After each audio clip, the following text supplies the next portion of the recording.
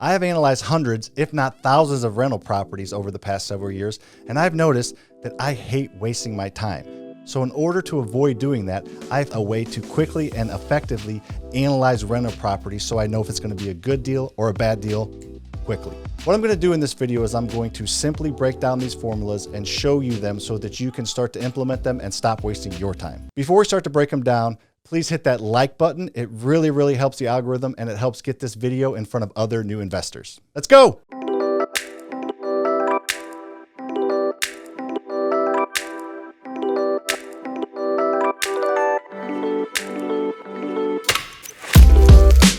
The first formula I use is the max allowable offer formula, or the M.A.O formula. This formula shows me if I'm buying a house at enough of a discount to make it a good deal. I don't just want to buy a rental property that cash flows. I want to make sure that I have enough equity to make sure I'm buying a good deal. I'm not in this to buy market rate houses or market price houses. I'm in this to buy discounted houses. You take ARV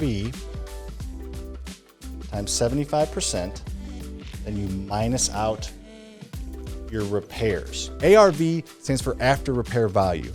It's what the house is worth after I fix it up, after I do all the repairs to it. I find the after repair value by finding 3 comparable house sales. I look for 3 houses that have sold within a half a mile or closer to the house that I'm analyzing. So if I'm analyzing a 3-bed, 2-bath, 1,500 square foot house, I need to find 3 3-bed, 2-bath, 1,500 square foot houses that have sold recently that are in market ready condition, what my house will be once I get it fixed up. So once I figure out what the ARV is, what the house is going to be worth after it's fixed up, you multiply that by 75%, which that discount percentage just basically gives me multiple exit strategies. If you multiply your property by 75%, you're going to have enough room to fix it and flip it and make money. You're going to have enough room to wholesale it and make a little bit, and you're going to have enough room to do the refinance of the BRRRR method and get all your money back. Minus your repairs. Your repairs are all the actual money that is going into the house. This includes your physical repairs you're doing to the property, all the rehabbing, all the renovating. It also includes your holding costs, which includes your insurance, your utilities, whatever money you're paying, your interest that you're paying on the money you're borrowing. And it also includes the closing costs that you're going to have when you buy and sell the property. So if you can figure out how to accurately figure out your ARV and your repairs, you will not lose money on a deal. If one or both of those are off, you definitely have a chance of losing money. So do your best, take time, and practice on figuring out your ARV and your repairs, and you'll buy houses at enough of a discount to make a lot of money and build an awesome rental portfolio. Now that I know I bought it at enough of a discount, I want to make sure it cash flows. I don't want to own a rental property if it's not going to cash flow.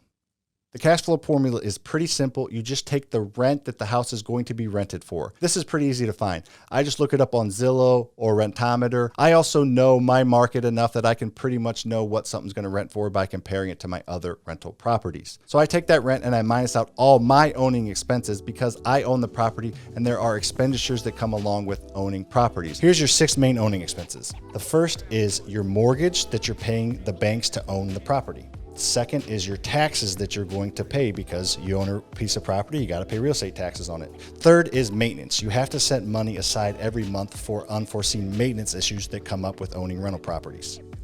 The fourth is your monthly property management fee. If you're managing it yourself, you might not have this fee, but if you're paying another company to manage your rental properties, you're going to have to pay a fee to do that. The fifth is vacancy. Your property is not going to be rented 100% of the time, so you usually put 5 to 10% aside a month to cover vacancy when the property is not rented. And last but not least is insurance. You own a house, you got to have insurance on it. So if I take the rent minus those 6 owning expenses, I look for $200 to $300 a month cash flow left over.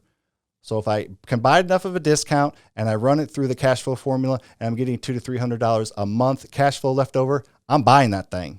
I like buying rental properties, but I love buying rental properties that are good deals. I use these 2 formulas all day, every day to analyze properties quickly and accurately to know if I need to pull the trigger or not. And when it's a good deal, when both of these 2 formulas meet, I pull the trigger. Hopefully you got something out of this video.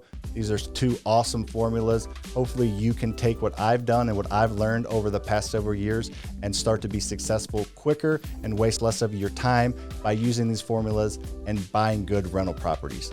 If you saw the value, please hit that subscribe button. We do videos like this all the time, trying to provide value to you.